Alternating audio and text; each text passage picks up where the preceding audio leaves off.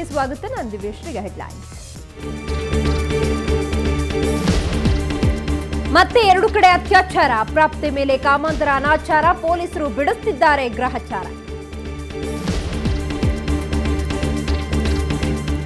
New year ಸಂಭ್ರಮದ ಬೆನ್ನಲ್ಲೇ ಸ್ನೇಹಿತರ ರಗಳೆ, ರಾತ್ರಿಯೇ ನಡೆದು ಹೋಯಿತು ಟೆಕ್ಕಿ ಕೊಲೆ, ಪೊಲೀಸರಿಂದ ಆರೋಪಿಗಳ ಸೆರೆ.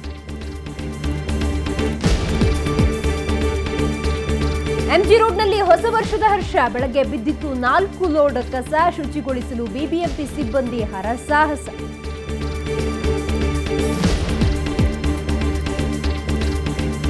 ರದ್ದಾಗಿದೆ ಬೆಂಗಳೂರು ವಿವಿ ಕುಲಸಚಿವ ಸ್ಥಾನ, ಎಲ್ಲೂ ಸಿಕ್ತಿಲ್ಲ ಮೈಲಾರಪ್ಪನ ದರ್ಶನ, ದೀರ್ಘ ರಜೆಯಲ್ಲಿ ನಡೆಸುತ್ತಿದ್ದಾರೆ ಚಿಂತನ ಮಂಥನ.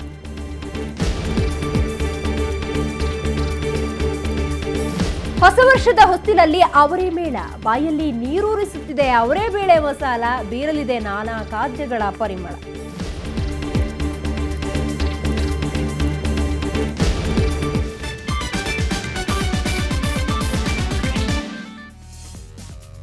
ದೆಹಲಿಯಲ್ಲಿ ಕಾಮಾಂಧರು ಅಟ್ಟಹಾಸ ಮೆರೆದ ಬೆನ್ನಲ್ಲೇ ಸಿಲಿಕಾನ್ ಸಿಟಿಯಲ್ಲೂ ಕಾಮುಕರ ಕ್ರೌರ್ಯ ಹೆಚ್ಚಾಗ್ತಿದೆ.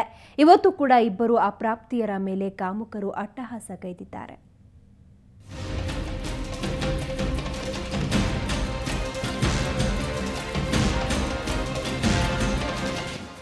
ದೆಹಲಿ ಗ್ಯಾಂಗ್ ರೇಪ್ ಪ್ರಕರಣ ಇಡೀ ದೇಶವನ್ನ ಬೆಚ್ಚಿ ಬೀಳಿಸಿತು. ಈ ಕಹಿ ಘಟನೆಯ ಬೆನ್ನಲ್ಲೇ ಬೆಂಗಳೂರಿನಲ್ಲೂ ಇವತ್ತು 2 ಕಡೆ ಅತ್ಯಾಚಾರ ಪ್ರಕರಣಗಳು ನಡೆದಿವೆ, ಅದು ಅಪ್ರಾಪ್ತೆಯರ ಮೇಲೆ.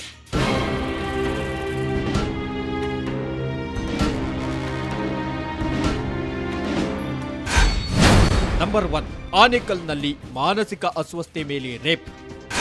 ಈ ಬಾಲಕಿ ಮಾನಸಿಕ ಅಸ್ವಸ್ಥೆ, ನೆಲಮಂಗಲ ಬಳಿಯ ಮಾಚೋಹಳ್ಳಿಯ ನಿವಾಸಿ. ಇವತ್ತು ಮನೆಯಲ್ಲಿ ಒಂಟಿಯಾಗಿದ್ದಳು. ಇದೇ ಸಮಯಕ್ಕೆ ಕಾಯುತ್ತಿದ್ದವನು ಕಾಮಪಿಪಾಸು ಪ್ರಕಾಶ್. ಅದೇ ಗ್ರಾಮದ ಪ್ರಕಾಶ್ ಮನೆಗೆ ನುಗ್ಗಿ ಮಾನಸಿಕ ಅಸ್ವಸ್ಥೆಯಾದ ಅಪ್ರಾಪ್ತ ಬಾಲಕಿ ಮೇಲೆ ಅತ್ಯಾಚಾರ ಎಸಗಿದ್ದಾನೆ. ಮಾದನಾಯಕನಹಳ್ಳಿ ಠಾಣೆ ಪೊಲೀಸರು ಆರೋಪಿಯನ್ನ ಬಂಧಿಸಿ ವಿಚಾರಣೆ ನಡೆಸುತ್ತಿದ್ದಾರೆ. ನಂಬರ್ 2, ಡಿಜೆ ಹಳ್ಳಿಯಲ್ಲಿ ಅತ್ಯಾಚಾರ ಯತ್ನ. ಇನ್ನೊಂದೆಡೆ ಡಿಜೆ ಹಳ್ಳಿಯ ಮೋದಿ ರಸ್ತೆಯಲ್ಲಿ 7 ವರ್ಷದ ಅಪ್ರಾಪ್ತ ಬಾಲಕಿಯೊಬ್ಬಳ ಮೇಲೆ ಕಾಮುಕನೊಬ್ಬ ಅತ್ಯಾಚಾರಕ್ಕೆ ಯತ್ನಿಸಿದ್ದಾನೆ. ನಿನ್ನೆ ರಾತ್ರಿ ಮನೆ ಮುಂದೆ ಆಡ್ತಿದ್ದ ವೇಳೆ ಅಪರಿಚಿತನೊಬ್ಬ ಚಾಕೊಲೇಟ್ ನೀಡೋ ನೆಪದಲ್ಲಿ ಆಕೆಯನ್ನ ಕರೆದೊಯ್ದು ಈ ಕೃತ್ಯ ಎಸಗಿದ್ದಾನೆ. ಈ ಬಗ್ಗೆ ದೂರು ನೀಡಿದ್ರು ಪೊಲೀಸರು ಪ್ರಕರಣ ದಾಖಲಿಸಿಕೊಳ್ಳದ ಹಿನ್ನೆಲೆಯಲ್ಲಿ ಪೋಷಕರು ಹಾಗೂ ಸ್ಥಳೀಯರು ಪೊಲೀಸರ ವಿರುದ್ಧ ಆಕ್ರೋಶ ವ್ಯಕ್ತಪಡಿಸಿದ್ರು. ಕೊನೆಗೆ ಪೊಲೀಸರು ಪ್ರಕರಣ ದಾಖಲಿಸಿ ತನಿಖೆ ನಡೆಸುತ್ತಿದ್ದಾರೆ. बच्ची को पानी में नहला को मार को लेलका को वत्ती दूर छोड़वाले आगते लेलका छोड़वाल को कौन की बुलालका को छोड़े हमना मालूम नहीं था. सुबह में हमना मालूम हुआ सो बच्ची को ऐसा हुआ को वो बच्ची बोलने में हमें कंप्लीट देने आए. सो ಅಪ್ರಾಪ್ತ ವಯಸ್ಸಿನ ಬಾಲಕಿಯನ್ನು ನಾವು ಈಗಾಗಲೇ ವೈದ್ಯಕೀಯ ಚಿಕಿತ್ಸೆಗೆ ಹಾಸ್ಪಿಟಲ್ಗೆ ಅಡ್ಮಿಟ್ ಮಾಡಿದ್ದೇವೆ. ಈ ಕೃತ್ಯವನ್ನು ಯಾರು ಎಸಗಿದ್ದಾರೆ ಅನ್ನೋದನ್ನು ಕಂಡುಹಿಡಿಯೋ ದೃಷ್ಟಿಯಿಂದ ಹಾಗೂ ಅಪರಾಧಿಗಳನ್ನು ಬಂಧಿಸೋ ದೃಷ್ಟಿಯಿಂದ ನಮ್ಮ ವಿಭಾಗದ ನುರಿತ ಪೊಲೀಸ್ ಅಧಿಕಾರಿಗಳನ್ನು ಒಳಗೊಂಡಂಥ 3 ಸಪರೇಟ್ ತಂಡಗಳನ್ನು 3 ಪ್ರತ್ಯೇಕ ತಂಡಗಳನ್ನು ರಚಿಸಿದ್ದೇವೆ. ಅವರು ಕಾರ್ಯಪ್ರವೃತ್ತರಾಗಿದ್ದಾರೆ. ಒಟ್ನಲ್ಲಿ ಬೆಂಗಳೂರಲ್ಲೂ ಈ ಅತ್ಯಾಚಾರ ಪ್ರಕರಣಗಳು ನಡೀತಾನೇ ಇದೆ. ಇದಕ್ಕೆ ಅದ್ಯಾವಾಗ ಬ್ರೇಕ್ ಬೀಳುತ್ತೋ.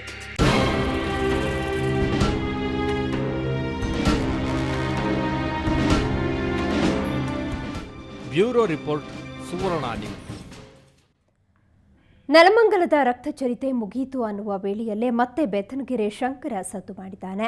ಬೆಂಗಳೂರು ಗ್ರಾಮಾಂತರದ ಪ್ರಭಾವಿ ಜೆಡಿಎಸ್ ಮುಖಂಡ, ವಿಧಾನ ಪರಿಷತ್ ಸದಸ್ಯ ಈ ಕೃಷ್ಣಪ್ಪನ ತಮ್ಮನಿಗೆ ಧಾರವಾಡ ಜೈಲಿನಲ್ಲಿ ಕುಳಿತಿರುವ ಬೆತ್ತನಗೆರೆ ಶಂಕರ ದೂರವಾಣಿ ಮೂಲಕ ಕೃಷ್ಣಪ್ಪ ಮತ್ತು ತಮ್ಮ ಮುನಿರಾಜುವಿಗೆ ಪ್ರಾಣ ಬೆದರಿಕೆ ಹಾಕಿದ್ದಾನಂತೆ. ಈ ಬಗ್ಗೆ ನೆಲಮಂಗಲದ ಮಾದನಾಯಕನಹಳ್ಳಿ ಪೊಲೀಸ್ ಠಾಣೆಯಲ್ಲಿ ದೂರು ದಾಖಲಾಗಿದೆ. ಹಾಡ್ಯಾಳ್ ದೇವೇಂದ್ರಪ್ಪ ಹತ್ಯೆ ಸಂಬಂಧ ನನ್ನ ಬಂಟರನ್ನ ಬಿಡಿಸುವಂತೆ ಕಳೆದ 3 ದಿನಗಳಿಂದ ಪೀಡಿಸ್ತಾ ಇದ್ದ. ಅದನ್ನು ನಿರಾಕರಿಸಿದಾಗ ಇವತ್ತು ಸಂಜೆ 4:15 ಸುಮಾರಿನಲ್ಲಿ 9538951741 ಅನ್ನೋ ನಂಬರಿನ ಮೂಲಕ ಈ ಕೃಷ್ಣಪ್ಪನ ಅಟ್ಟಹಾಸವನ್ನು ನಿಯಂತ್ರಿಸುವುದಾಗಿ ಬೆದರಿಕೆ ಹಾಕಿದ್ದಾನೆ ಎನ್ನಲಾಗಿದೆ.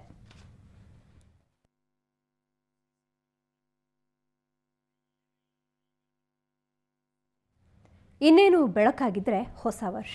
ಆದರೆ ಹೊಸ ವರ್ಷದ ಹೊಸ್ತಿಲಿನಲ್ಲೇ ಟೆಕ್ಕಿಯ ಕೊಲೆಯಾಗಿ ಹೋಗಿದೆ. ಅದು ಕೂಡ ಹೆತ್ತ ತಂದೆಯೇ ಕೊಲೆ ಮಾಡಿದ್ದು ಅನ್ನೋದು ದುರಂತದ ವಿಷಯ.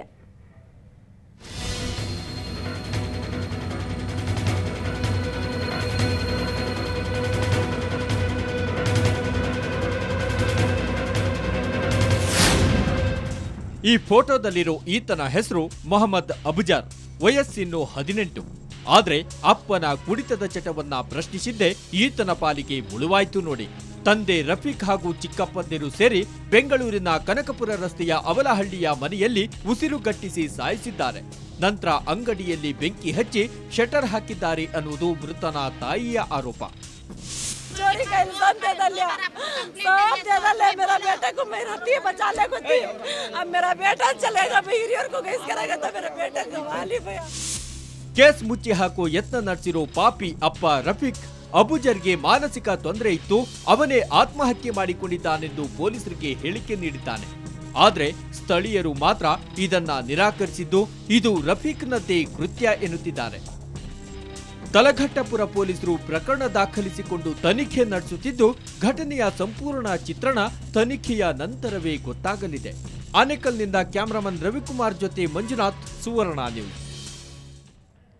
ಹೊಸ ವರ್ಷದ ಸಂಭ್ರಮದಂದೇ ಸಿಲಿಕಾನ್ ಸಿಟಿಯಲ್ಲಿ ನೆತ್ತರು ಹರಿದಿದೆ. ಪಾರ್ಟಿ ಸಂಭ್ರಮದಲ್ಲಿದ್ದ ಅವರು ಮೈಮರೆತು ಸ್ನೇಹಿತನ ಪ್ರಾಣವನ್ನೇ ಹರಿಸಿದ್ದಾರೆ.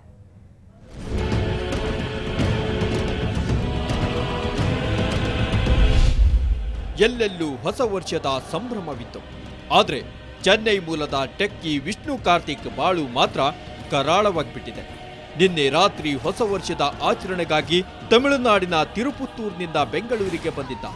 ಬಾಲ್ಯ ಸ್ನೇಹಿತರ ಜೊತೆ ಸೌತ್ ಎಂಡ್ ಸರ್ಕಲ್ ಬಳಿಯ ಲಾ ಮಾರ್ವೆಲ್ ಹೋಟೆಲ್ನಲ್ಲಿ ಪಾರ್ಟಿ ವ್ಯವಸ್ಥೆ ಮಾಡಿದ್ರು.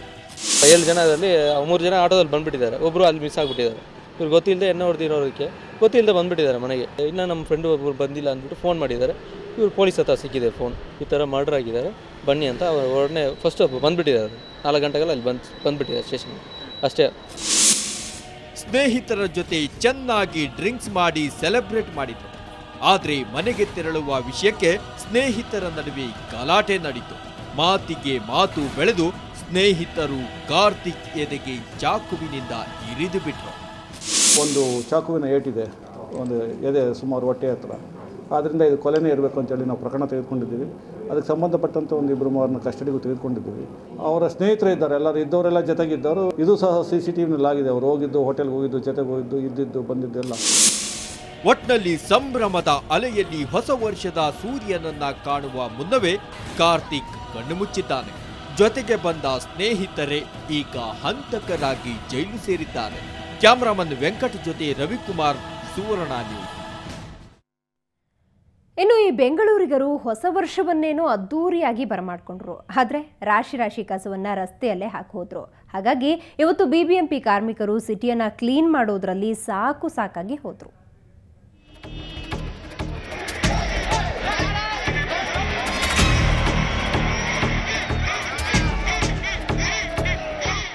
ನಿನ್ನೆ MG ರೋಡ್, ಬ್ರಿಗೇಡ್ ರೋಡ್ ರಸ್ತೆಯಲ್ಲಿ ಹೊಸ ವರ್ಷದ ಸಂಭ್ರಮ ಮುಗಿಲಿ ಮುಟ್ಟಿತ್ತು. ಜೊತೆಗೆ ತಿಂಡಿ, ಪೊಟ್ನ, ಕೋಲ್ಡ್ ಡ್ರಿಂಕ್ಸ್, ಬಾಟಲಿ ಹೀಗೆ ರಾಶಿ ರಾಶಿ ಕಸವನ್ನು ಅಲ್ಲೇ ಬಿಟ್ಟು ಹೋಗಿದ್ರು. ಅಲ್ಲಿ ಬರೋಬ್ಬರಿ 4 ಲೋಡ್ ಕಸ ಸಂಗ್ರಹವಾಗಿತ್ತು. ಹೀಗಾಗಿ ಇವತ್ತು 8 ಮಂದಿ ಬದಲು 22 ಮಂದಿ ಶುಚಿ ಕಾರ್ಯಕ್ಕೆ ಇಳಿದಿದ್ರು. 5:30ಯಿಂದ ಸ್ಟಾರ್ಟ್ ಮಾಡಿದ್ದೀವಿ ಕೆಲಸ. ಎಷ್ಟು ಬ್ಯಾಗ್ ಆಗಿದೆ, ಎಷ್ಟು ಕೆಜಿ ಆಗಿದೆ? ಬ್ಯಾಗ್ ಒಂದು ಸುಮಾರು ಇಲ್ಲೇ ಬಂದು ಒಂದು 50 ಬ್ಯಾಗ್ ಬಂದಿದೆ. MG ರೋಡ್ ಫುಲ್ ಇದೆ, ಬ್ರಿಗೇಡ್ ರೋಡು, ಚರ್ಚ್ ಸ್ಟ್ರೀಟು ರೋಡೆಲ್ಲ ಕ್ಲೀನ್ ಮಾಡ್ತಾವ್ರು ಬೇರೆಯವರು, ಪಬ್ಲಿಕ್ಕೇ ಕ್ಲೀನ್ ಮಾಡಿದ್ದಾರೆ. ಇನ್ನು ನಮ್ದು ಏನಿದೆ ನಾವು ಕ್ಲೀನ್ ಮಾಡ್ಕೊಂಡು ಹೋಗ್ತಾ ಇದ್ದೀವಿ. ಬೆಳಿಗ್ಗೆ 5:30ರಿಂದಲೇ ಬೀದಿಗಿಳಿದ ಪೌರ ಕಾರ್ಮಿಕರು 7:30ರೊಳಗೆ ರಸ್ತೆಯನ್ನು ಸ್ವಚ್ಛಗೊಳಿಸಿ ವಾರೆ ವಾ ಅನ್ನಿಸಿಕೊಂಡ್ರು. ಇನ್ನು ಮುಂದೆ ಹಬ್ಬ ಹರಿದಿನಗಳ ಸಂದರ್ಭದಲ್ಲೂ ಹೆಚ್ಚುವರಿ ಕಸ ನಿಭಾಯಿಸಲು BBMP ಸಮರ್ಥವಾಗಿದೆ ಅನ್ನೋದು ಮೇಯರ್ ಸಾಹೇಬರ ಮಾತು. ಈಗ ಹಬ್ಬ ಹರಿದಿನಗಳು ಬಂದಾಗ ಜನ ಹೆಚ್ಚೆಚ್ಚು ಘನತ್ಯಾಜ್ಯ ಇರ್ಬೋದು, ಅದನ್ನೆಲ್ಲ ಉಪಯೋಗ ಮಾಡಿದಾಗ ಹೆಚ್ಚು ಕಸ ಆಗುತ್ತೆ. ದಿನಾನೂ ಈಗ ಎಷ್ಟು ಟನ್ ಬರ್ತಾಯಿತ್ತು ಉತ್ಪಾದನೆ, ಹೆಚ್ಚಿನ ಜಾಸ್ತಿ ಟನ್ ಕಸ ಉತ್ಪಾದನೆ ಆಗುತ್ತೆ. ಅದು 1 ದಿವಸ 2 ದಿವಸದೊಳಗಡೆ ಅದು ವಿಲೇವಾರಿ ಆಗುತ್ತೆ. ಆದರೆ ಹೊಸ ವರ್ಷದ ಸಂಭ್ರಮದ ಅಲೆಯಲ್ಲಿ ತೇಲಿ ಹೋದ ಬೆಂಗಳೂರಿಗರು ನಗರದ ಸೌಂದರ್ಯದ ಬಗೆಗಿನ ಕಾಳಜಿಯನ್ನೇ ಮರೆತಿದ್ದು ಮಾತ್ರ ದುರಂತ. ಬ್ಯೂರೋ ರಿಪೋರ್ಟ್, ಸುವರ್ಣ ನ್ಯೂಸ್. ಬೆಂಗಳೂರು ಬಸ್ನಲ್ಲಿ ಈಗ ಒಂದು ಬ್ರೇಕ್.